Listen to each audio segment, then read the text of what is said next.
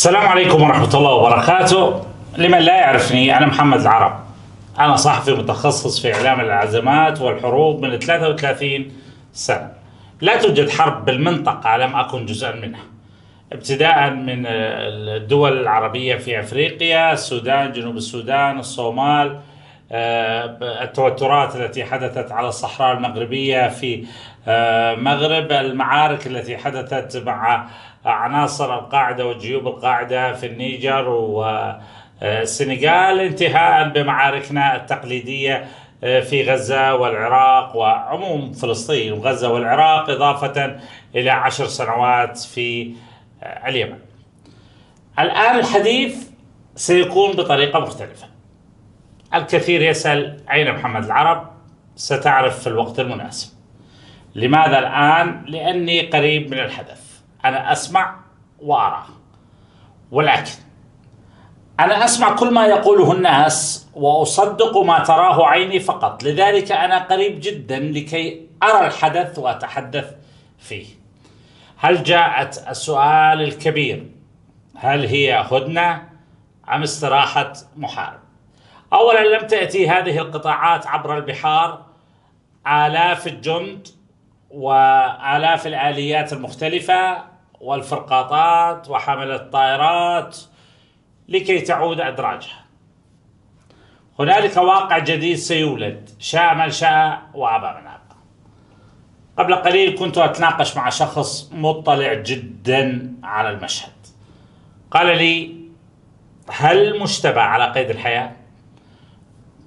قلت: إذا كان على قيد الحياة فهو عاجز عن القيام بعمله، وإن من يقوم بأعماله الآن هم جناح الصقور في الحرس الثوري.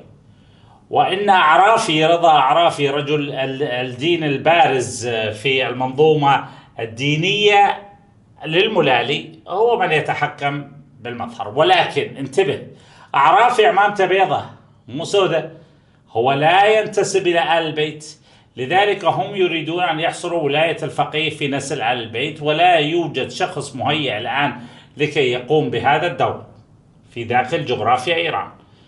مجتبى أنا أرجح أنه مات، وإن كان لم يموت فهو عاجز عن القيام بمهامه. نعود إلى هاي الجدلية يجب أن ننهيها. هل إيران انتصرت؟ يعني هاي مثل ما تقول إن الأهرامات مربعة، أو أن الكرة الأرضية مجوفة مثل الدونت. ممكن. إيران هزمت شر هزيمة، ليس لديها قطعة بحرية واحدة، ليس لديها قطعة جوية واحدة، مفككة الأوصال. اليوم في عمليات للمقاومة البلوشية والمقاومة الكردية والمقاومة العربية في الداخل. إذن الشعوب غير الفارسية تريد أن تنعتق من هذا الجسد الذي حبسها لعقود طويلة.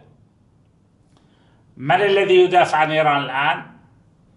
الأذناب من أبناء جلدتنا، الذين لا ينتمون إلى بلدانهم ويذهبون إلى انتماء آخر يثبت لنا أن هذا الكيان كان كيانا وظيفيا بالأصل لتدمير بلدان المنطقة التي كانت تمشي بخطى ثابتة نحو المستقبل. كل مكان دخلته إيران حولته إلى خراب. بيروت الجميلة، عروس الشرق، باريس الشرق، أين صارت الآن؟ بغداد حاضرة الدنيا، أين صارت الآن؟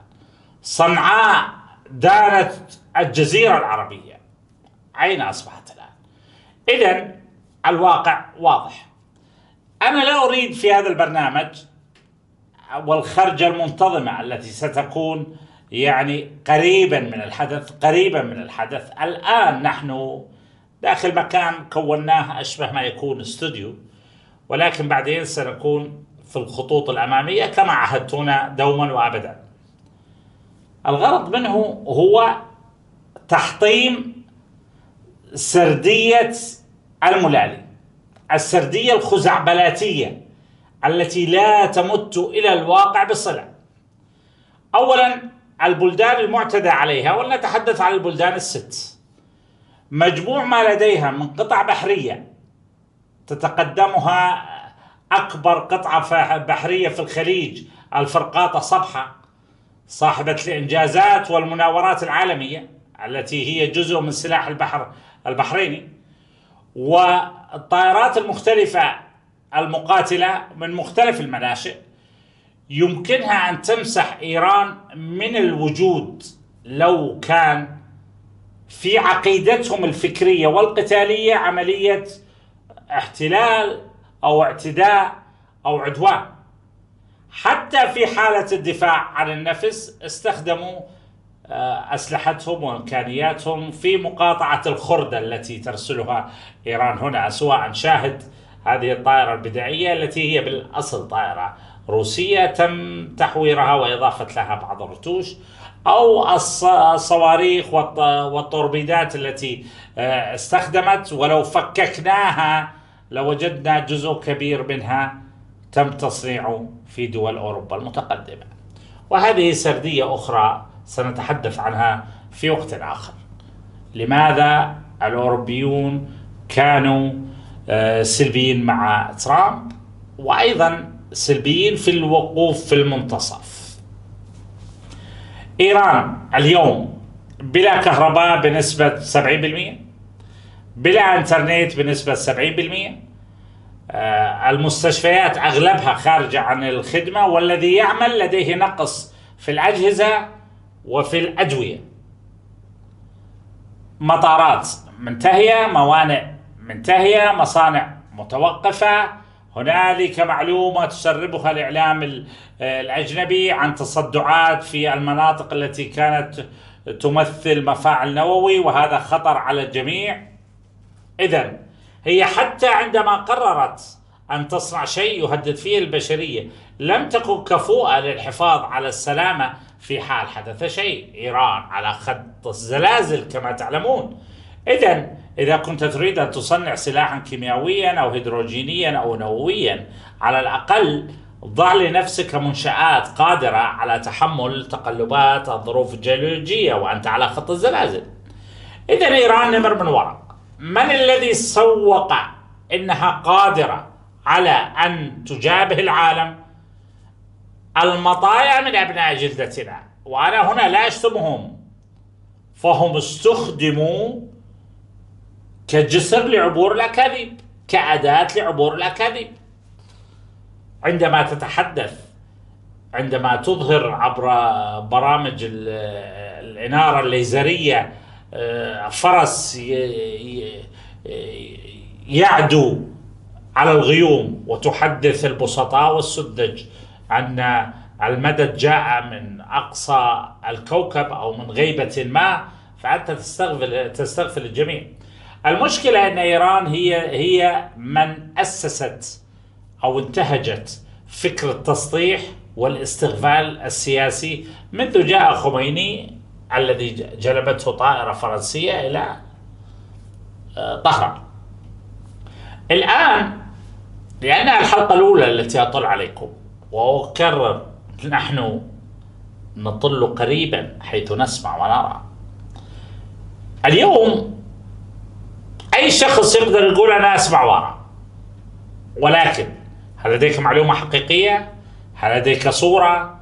هل لديك فيديو؟ طبعا في الحلقات القادمة سننشر بعض هذه المقاطع والأمور يعني التي تثبت أين نحن الآن وأين هو الملالي وأذرع الملالي. نعود إلى فكرة جوهرية نحاول أن نوجزها في الحلقة الأولى. طبعا كثير من الزملاء والفريق اللي معي أكدوا قالوا خلونا نسمي هاي الحلقات نحن هنا أين أنتم، الشعار الذي أطلقته في اليمن، أو الجنرال، لأن بعض الإعلام يلقبك بجنرال الإعلام العسكري أو الإعلام الحربي.